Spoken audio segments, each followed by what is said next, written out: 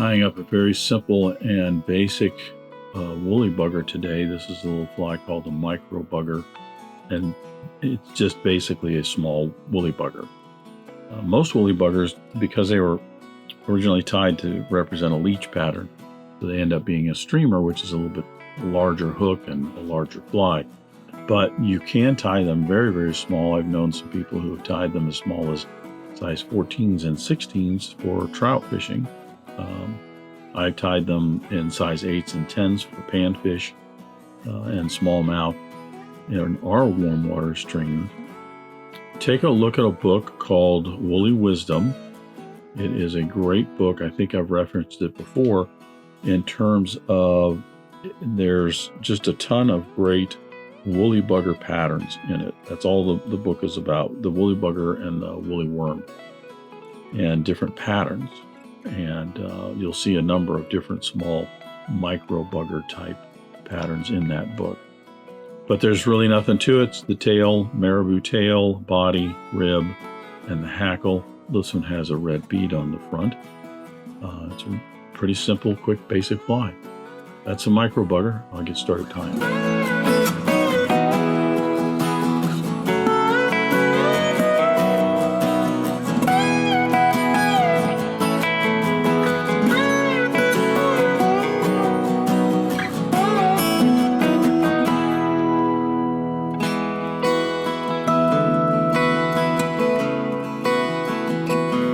I'm going to start the micro bugger with my hook and the vise.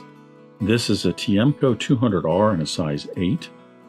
You can tie these. I've seen little buggers like this tied even down to size 14 if you want to. That's why they're basically called a micro bugger. Now this one, I've got a red glass bead on the front of it. You could put a weighted bead if you want on there, or no bead at all. It's up to you. I just like the look of it, so that's what I'm going with. For thread, I've got a 70 Denier. This is a Wapsi UTC Ultra Thread 70 Denier and an olive. I'm going to attach my thread right behind the eye of the hook. The opening on this bead is just a little bit bigger than I like. As you can see, it kind of covers up the eye just a little bit. There's still enough to get your tippet and everything in there, but again, I like the red bead, glass bead on the front of this. So this is, again, the micro bugger, and any fly that has the word bugger in it, you're pretty certain is basically a variation of a woolly bugger, and this is no exception. You can use some regular marabou in the tail if you want to on this. I'm using some Grizzly marabou like this. You get these packages of loose feathers that I'm just going to match a couple of these up and tie that in for the tail. You can use regular marabou if you want.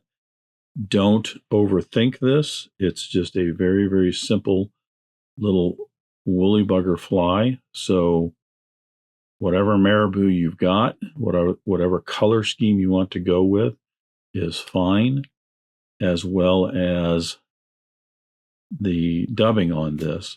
I'm going to be using some olive ice dub just to give me a little bit more flash on this, but you can go with just a more natural rabbit, beaver, something like that if you want to.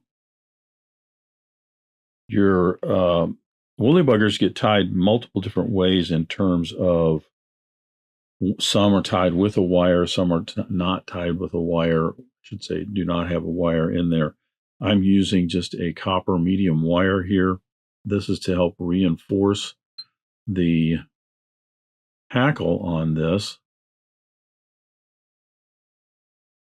And again, if you don't have the wire, don't use it. Don't overthink it. The hackle, this color scheme, you could go with an olive, you could go with a grizzly, you could go with just a furnace hackle or something like that. I've got a barred ginger, and this is a dry fly hackle here. I'm going to tie this in.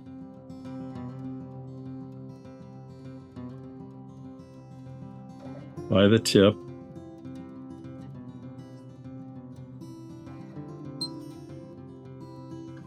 like all woolly buggers, you'll notice that I'm tying this in, the materials in reverse order in terms of what's applied. So the next I'll be putting in the body, and a lot of woolly buggers, it's a chenille, which you could use in this if you want a fine chenille or something. I'm using some, this is ice dub, some olive ice dub. Does not have to be a very thick body on this. Again, this is just a small little woolly bugger, so you're looking at maybe representing some sort of bait fish, maybe a large nymph. Leech is what the original woolly buggers were more or less made for, or to imitate. You can have some fun with this if you want to. You could even put some rubber legs in the back of this or in the middle of the body. You know, it's really up to you. Just, you know, have some fun with it. I'm going to bring this up and come back a little bit because I got a little bit of a narrow spot in there where probably could have lashed down that hackle for the tail all the way up towards the eye, just to bulk it up just a little bit if I wanted to.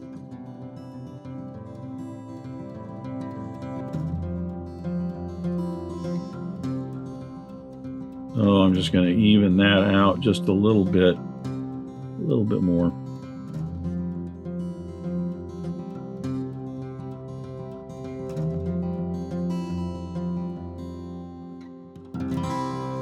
You could even go more micro on this and just use like a floss if you want to, body. So with my hackle, or excuse me, my thread right behind the bead, I'll go ahead and put this hackle in. I'm going to put one turn right at the back, and then probably somewhere around 5, maybe 6 wraps, depending on the length of the hackle. And then I'll get 1 wrap or 2 right behind the bead, just to give me a little bit of a collar right there, kind of more of a blunt face to it.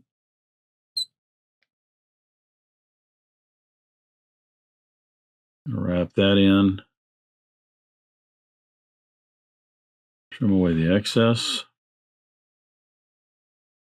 pulling all that back, make certain I've got all that wrapped down. Then I'm going to put the wire in. You could counter wrap this if you want, but I'm just going to open this up into about 3 wraps. And this is just to help to protect that feather, the rachis on that feather, so that if in the course of fishing it, that rachis snaps, it doesn't all come unwound. Get a few wraps in there. Now I can fatigue that wire off.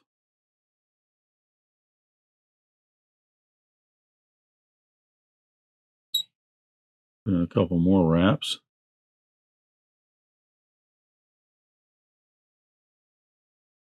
And just for the heck of it, I think I'm going to have a little fun and put just a little bit of dubbing right there. You don't have to do this if you don't want to. It's just going to fill that in just a little bit. And now I can do a whip finish right behind that bead. That looks a little bit more finished.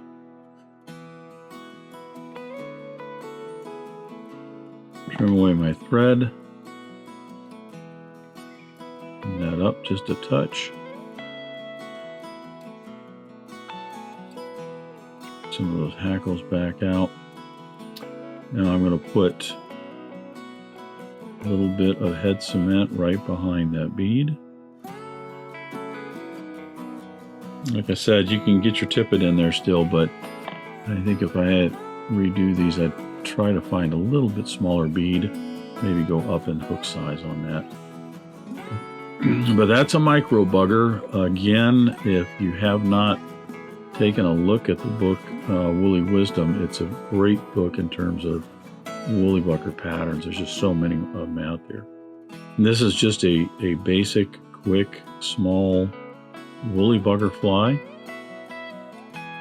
So get some stuff out, tie a few up yourself, and have some fun. Thanks for watching today. Thank you for joining me at the Vise today. I hope you learned a new pattern, at least a tip or trick here and there. If you'd like to help Dress Irons, you can like, comment, share, subscribe, all those wonderful things for the video. You can also head out to dressedirons.com where you can buy flies, tools, stickers, and merch, or you can join a growing community over on Locals at the Dressed Irons Fly Tying Guild. You can also donate to Dressed Irons if you want through the link at the bottom of the description. I thank everybody for their ongoing support, as it really does help the creation of these videos. And what's important is to remember, only fly tying. If you're not having fun, you're doing it wrong.